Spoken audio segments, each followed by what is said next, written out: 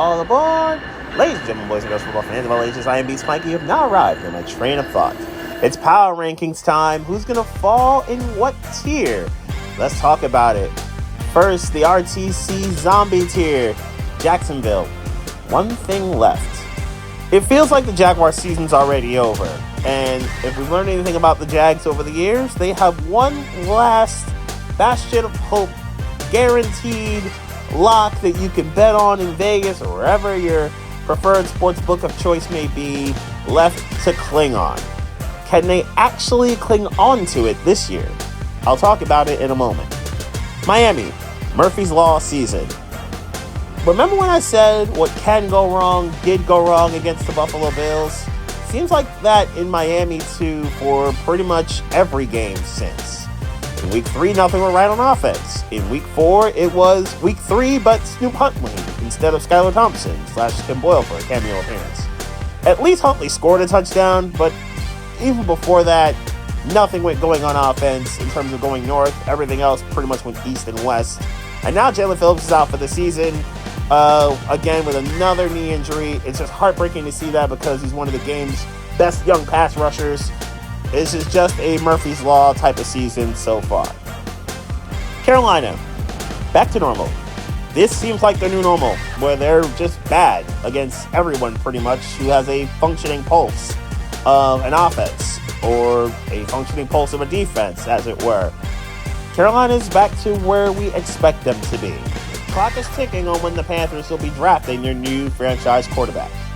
At least the guy they want to believe will be their new franchise quarterback. Tennessee, actual stability. Through the first 3 weeks, the Jets, the Packers, and the Bears especially got Will Levis games. It looked like Miami was about to get one too. And then Will Levis destroyed his shoulder.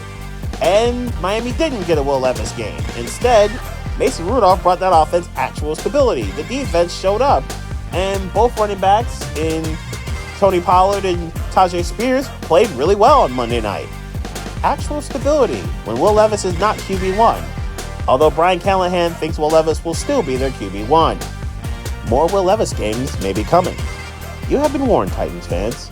New England, expected outcome.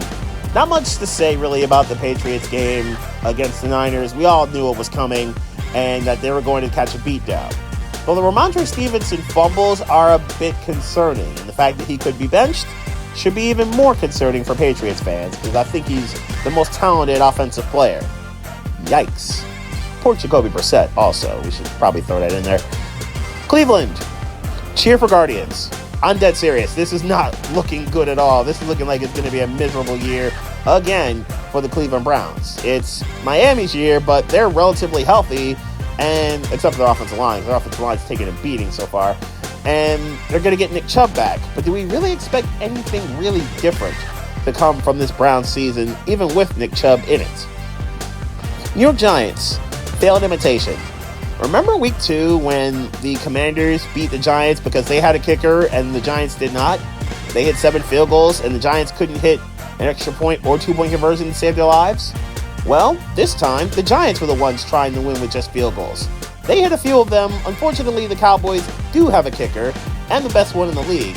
And this is what happens. You weren't quite good enough to imitate the Commanders, and it led to another loss to the Cowboys. At least you weren't bludgeoned. Progress was made. And Arizona, offense looks good.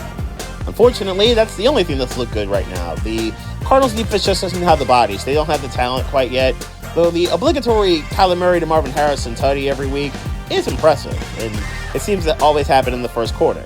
That anytime touchdown bet for Murray and Marvin is a really good look for those who need their sportsbook fix.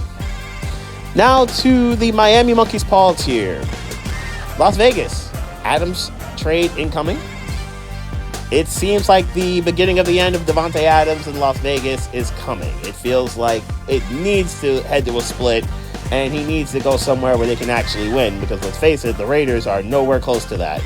That was a win, I guess, for the Raiders. It just doesn't feel like it, because without that Amari Cooper touchdown being called back, it's probably a loss.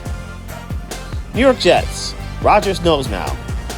And he knows now that New York Jet life is filled with a lot of pain and a lot of misery and a lot of losses that'll have people pulling their hair out. And what we saw last Sunday was one of those. A game where you probably should have won or could have won with competent offensive play and some discipline. You got none of these things, and that's why you lost. Never mind Zerline's 50-yard kick at the end going wide right, because his kicks will tend to do that from longer distances. It probably should have never came down to that. That false start at the goal line was a really horrible look. Denver, very good defense. Second straight week, the Broncos have absolutely dominated the game, and a lot of it based off their defense. As long as Bo Nix isn't making mistakes, the Broncos are going to give a lot of teams fits because this defense is ridiculous. I don't think we need to see any more footage to know that Patrick Surtain II is the best cornerback in football. He has been matched up one-on-one with a lot of number one receivers, and he's locked down pretty much all of them so far this year. It has been incredible work, especially the last 2 weeks against Mike Evans and Garrett Wilson. He has had them on lockdown. He'll be matched up with another one, presumably this week, at Devontae Adams with the Raiders, as long as he's still a Raider by this point in time. LA Chargers, traditional Charger loss. The type of loss where, okay, they got their hopes up, they're rolling, they're moving forward, things are looking pretty good, and then things don't finish. They started well. They dominated up front early in this game, at least on the defensive side of things. They forced turnovers against Mahomes and company, yet they just never got the sense after the first quarter that they were going to actually beat the Chiefs. And that's without Rashee Rice for the second half of that game. Don't know what happened to that offense, but Justin Herbert proved to be anti-clutch once again, and somehow we weren't surprised. I don't think anybody believed that once the Chargers were trailing by 7, that they were actually going to come back and tie this game. Cincinnati, fixed or Panthers? I think we're going to find out more about the Bengals this week. Last week, we found out that they aren't the absolute worst in the NFL with the way they played against Carolina. They were solid and efficient. They didn't make too many dumb mistakes. That Jamar Chase play was spectacular, and Joe Burrow was good. The Bengals have been known to start slow over the last few years in the NFL, and I think we're going to find out whether that's the case this year or there are bigger problems. That's a game I'm going to talk about later as well. Philadelphia, perfect bye week. This team needs to get things right ASAP. Otherwise, things are going to get really scary around the Delaware Valley over the next 3 months of the season. Not to mention the fact that the injuries are incredible on the offensive side of the ball. Lane Johnson missed the last game. Devontae Smith missed the last game. A.J. Brown's missed the last 2. It's been a pretty ugly scenario for the Eagles, and the losses of those guys on offense are absolutely well known because they don't function. Saquon and Dallas Goedert on their side, and that includes Jalen Hurts, without those 2 receivers. This bye week is at perfect timing. Although Nick Sirianni's coaching issues, I don't think they can be fixed in 2 weeks. Chicago, defense can win. That's how the Bears got their wins this year so far. They got them based off their defense. They terrorized Will Levis, took the ball and scored 2 non-offensive touchdowns and stole a game. They handled business against Matt Stafford and made sure that Caleb Williams didn't have to go completely insane to win this game against the Rams. That run by DeAndre Swift was nice, and the DJ Moore catch was beautiful, but the defense really carried the water here for the Bears. They're going to need a little bit more from Caleb, but I like what the defense is doing, Montez Sweat and Jaquan Brisker especially, and Jalen Johnson because he's really good too. And Indianapolis, worried about Richardson. Yeah, he's not going to beat the injury-prone allegations. Anthony Richardson gets hurt twice in the span of 5 plays and had to leave this game once again. Thank goodness for their sake that Joe Flacco was signed in the offseason after they lost Gardner Minshew to the Raiders. Now, Flacco can hold it down if he needs to, and he might have to with the health situation with Richardson. I think he'll play this week, but I just can't trust his health to always be there because of his style of play. Still incredibly reckless, and he still does whatever he needs to do, but it just feels like he takes a lot of heavy hits, and I think that's going to be a major problem for them going forward. Jonathan Taylor being hurt also does not help the cause here.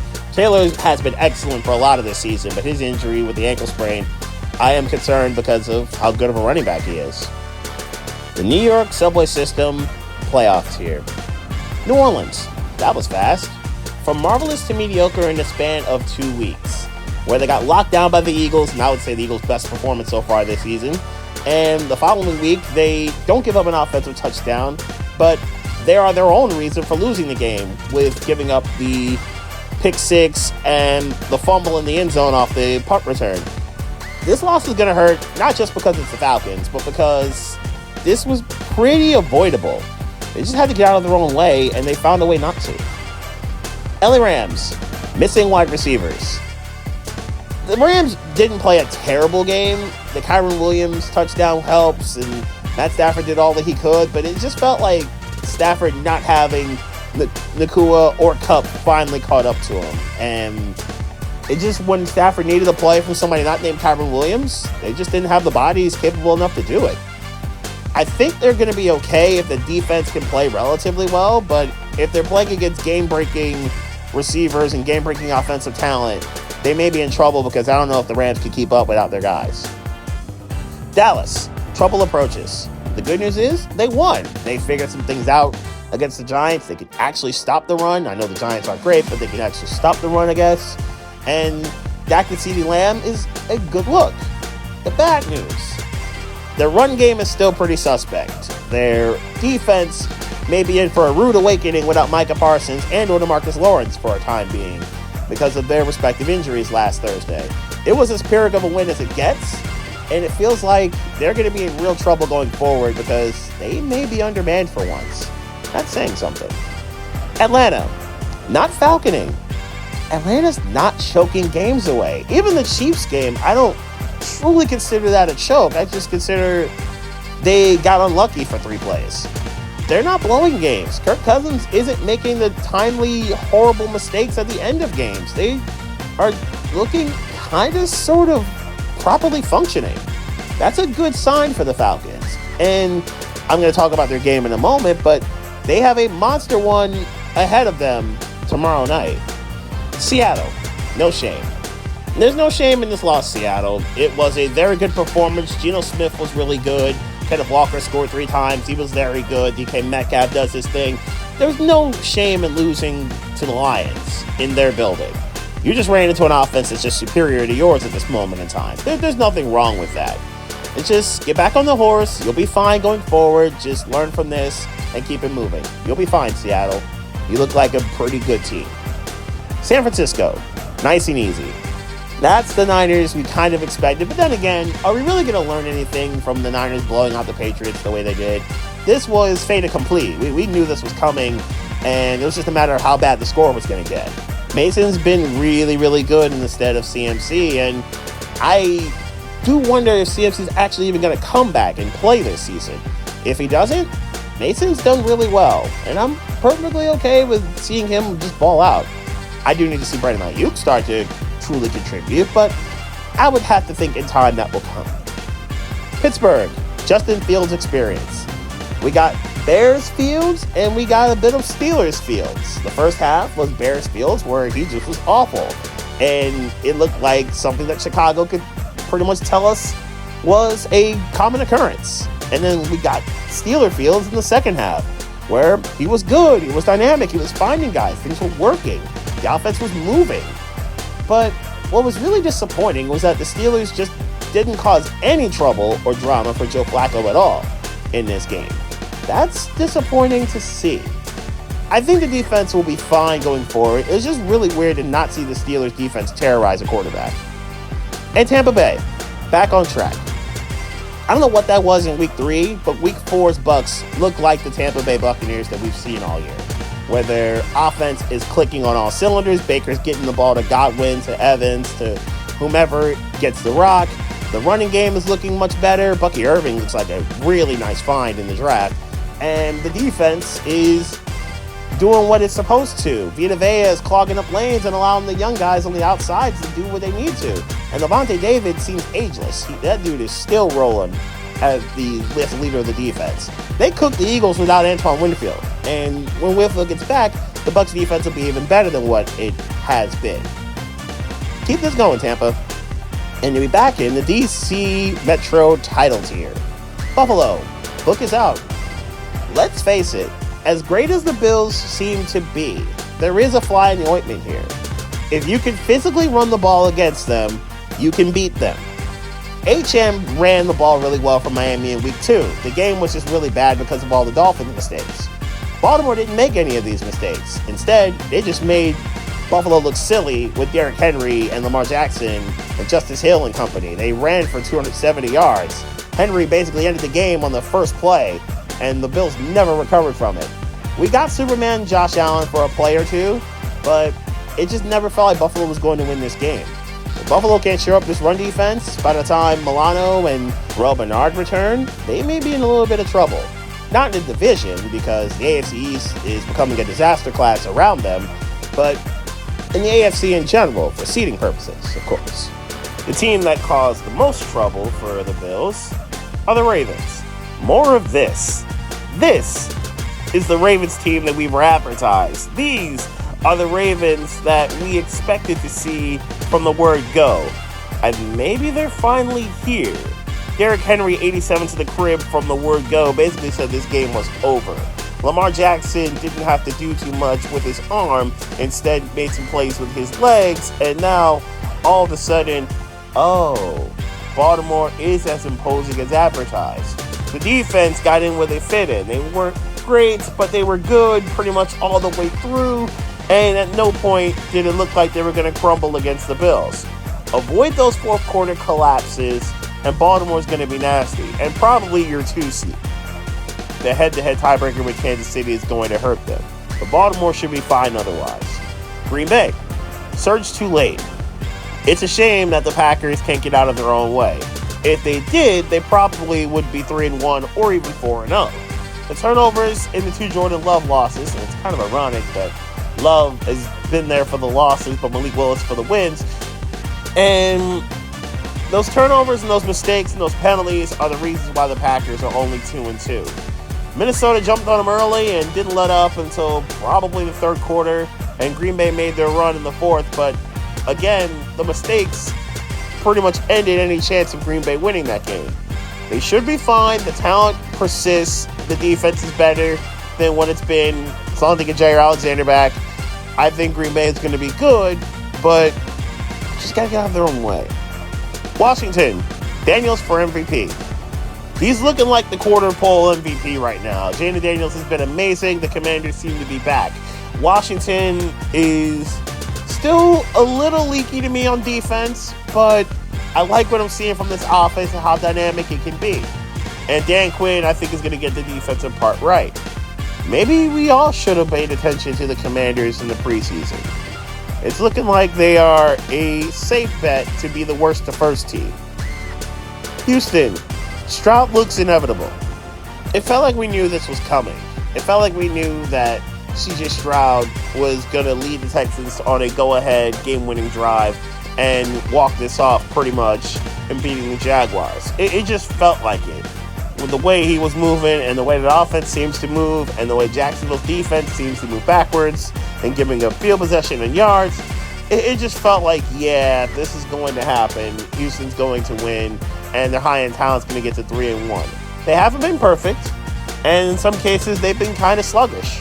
But ultimately, they're 3-1, and it's the high-end talent for the reasoning. Stroud and Nico Collins have both been amazing.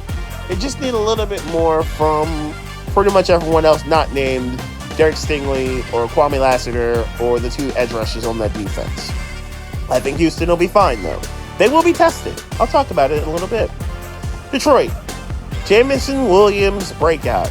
Kind of ironic that I had these 2 teams back-to-back, considering what happened in baseball. Congrats to the Tigers. But we'll talk about that later. What I'll talk about right now is Jamison Williams is finally breaking out and becoming the receiver that we all thought he could be coming out of Alabama. He's healthy, he's not in trouble, and he's just cooking defenders. Having him one-on-one on a go route seems like a horrible life choice at this moment in time, and he goes to the crib pretty much every time in this situation. Jared Goff was dealing and was perfect. Tarek Skubal challenge. But he was cooking Seattle and somehow didn't get a game ball. I don't know how that happened. But anyway, The Lions are doing what we expected them to. Just don't be dumb and you'll be fine. Minnesota, statement win. I talked about that Packer-Viking game from Green Bay's angle, now from Minnesota's. Jordan Addison coming back has really made things happen. Justin Jefferson with a gorgeous catch. Byron Murphy was spectacular. Those Green Bay mistakes, Byron Murphy had a hand in both of them in the fourth quarter. And Minnesota continues to keep it moving. The zero blitz continues to work and flow well for Brian Flores. And when they're not zero blitzing, the Vikings defense is just good. Minnesota is making moves now. And Sam Darnold, for Comeback Player of the Year, seems to be an incredibly good, worthy award for this. But Kansas City's still number one. A costly win. It's a shame, too. Rashee Rice has been playing really well so far this year. And yeah, he's going to have the legal drama next year or maybe even sooner. But the torn ACL is not going to help his case or when he gets back to actually playing ball. Pat Mahomes has rapport with him, obviously, and now it's just a matter of, okay, who's left? Xavier Worthy is fine and is a home run hitter. Travis Kelce looked good in this Charger game, but he always looks good against the Chargers. The running back situation is kind of dire, except for Kareem Hunt and maybe Samaje Perine. But this Kansas City offense is very limited. The defense is not. Chris Jones is playing well, and Karlaftis is playing well, and in general, the defense is doing what we kind of expect them to. The Pat Mahomes wins with only basically Kelce and Perine and Worthy and Kareem Hunt left. We may have to end all GOAT debates and all GOAT conversations because that's it, and that's all. Let's get to the games of interest. Dolphins-Patriots. It feels like both these offenses are so painful to watch. The Patriots at full strength offense is really painful. The Dolphins at current time, their offense is pretty rough. And both these defenses aren't terrible. It's just the offenses put them in such a hole, we really can't see how good these defenses can truly be. Now, for New England, I think it's a matter of what do they do at the running back spot? Is it going to go to Antonio Gibson? The word is that Ramondre Stevenson might be benched because of the fumbling, even though he was probably New England's most talented offensive player. And what will they do Miami-wise with Odell Beckham? Beckham is supposed to be back this week. He's been practicing. He's a full go from yesterday's practice. Let's see what happens with him and them. And if either team's 1-4, their season's effectively over. And if it's Miami, yikes, it's not been great. And then there's the Commanders and the Browns. I'm going to be doing this game for SiriusXM with Washington's broadcast. And I think about this game. I think about what I just said about Daniels and his absolute MVP surge that he is on right now. I think about how miserable the Browns have been with Deshaun Watson. Like I said before, Cleveland, just cheer for the Guardians. They're really good. They'll be playing this weekend. You're better off going to see them than watching the Browns. You don't need that kind of pain. But what I think Washington does need to do is kind of keep that defense strong. Will Nick Chubb be back? Chubb was off the IR situation that he was on. It's good to see that. What happens there? Does Chubb return? What happens with Washington? Does Eckler return? I want to see how that works out. I want to see Terry McLaurin versus Denzel Ward. That's going to be a fun matchup between two Buckeyes. I want to see what Jaden Daniels can do if Myles Garrett plays. And if he doesn't play, what he does against Darius Smith. It's going to be an interesting battle, but this Cleveland's defense still has a good amount of talent on it. Versus Jaden Daniels, who has cooked a lot of defenses so far. He's beaten one Ohio team. Let's see if he can beat the other one. Now let's get to the Monkey's Paw Tier games. And Colts-Jaguars. The last thing that Jaguar fans could probably hold on to is the fact that no matter where it's been played, as long as the Jaguars have been the home team, they have won every single game against the Colts in the last 20 years. The one win in the year before they got Trevor Lawrence, it was Indy, Gardner Minshew Masterclass. The clown game, it was against the Colts. It did not matter. Indy were the clowns. It has, in London, yeah, even at their home away from home, has not mattered. Jags have handled biz. The point is, this is Indianapolis' house of doom. there are several teams with several of these types of designations. We saw the Eagles go to their house of doom and beat New Orleans earlier this year, but this is for the Colts. Anthony Richardson, Jonathan Taylor both beaten up. How healthy will either of them be for this game? And if it's Flacco, can the Jaguars properly prepare for him, or Richardson for that matter, because of how different both these quarterbacks are? And then for Jacksonville, can it just get this right? We haven't seen them play a competent game all 4 quarters in so long. And Trevor Lawrence's winless streak is creeping up on 11 months. They've got to figure this out, and they've got to figure this out fast. And then there's the Jets and Vikings, where this is going to be a fun game I think we're all going to wake up to. Aaron Rodgers versus that really good defense that the Vikings have played. Sam Darnold against his former team that he saw ghosts with on a Monday night against the Patriots. It's going to be fun to see Sauce Gardner and Justin Jefferson. It's going to be fun to see Jordan Addison and DJ Reed. It's going to be fun to see what Garrett Wilson and Byron Murphy do against each other. It's going to be entertaining to see what those edge rushers Minnesota has can do against Rodgers and see if they can get home against Aaron. It's going to be a fun game to wake up to, and I think we're all going to enjoy it on Sunday morning. Let's get to the playoff tier games. The 2 most popular teams in the NFL. I'd say it by fan base. I'd say it by how well they travel. It's the Cowboys. It's the Steelers. Everyone's going to be watching on Sunday Night Football. And there will be a lot of Dallas fans in Pittsburgh, I'm sure of it. It always seems to happen. What's fun to me here, Tyler Guyton versus TJ Watt. You know it's coming, and the rookie will be tested. Let's see if the rookie is going to be able to pass this test against who I think right now is the best player in football. It's TJ Watt. Can the Steelers defense get back to their imposing ways? Can they get back to the dominance that they've shown? And can they cause the turnovers that we have seen them cause over the last few weeks of the season? They didn't really do that against the Colts. And then on Dallas's defense, what do they do without Micah and DeMarcus Lawrence? Without that high-end talent, how do they withstand the barrage that's coming because of Najee Harris and Justin Fields running especially? Maybe Jaylen Warren if he returns. How do they withstand that?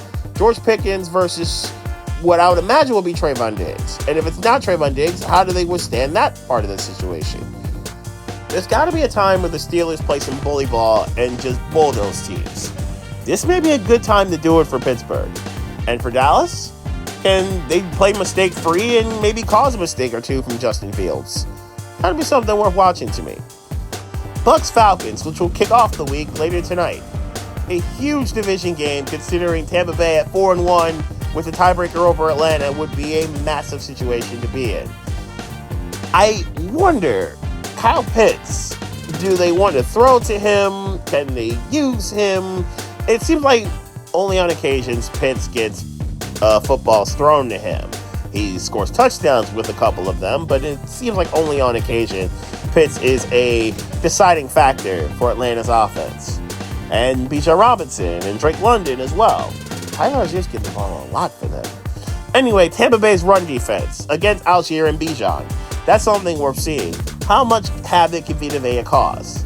Usually the answer is yes, but I want to see what he does with this.